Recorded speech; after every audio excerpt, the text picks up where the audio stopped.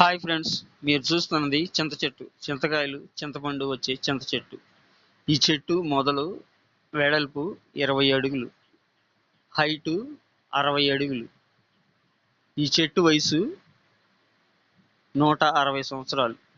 160 సంవత్సరాల నుంచి ఈ చెట్టు చెక్కు చెదరకుండా అలాగే ఉంది. ఎంతో మందికి నీడనిస్తుంది ఈ చెట్టు. ఈ చెట్టు తిన్నగా బస్ స్టాప్ ఉంది, కానీ బస్ షెల్టర్ లేదు.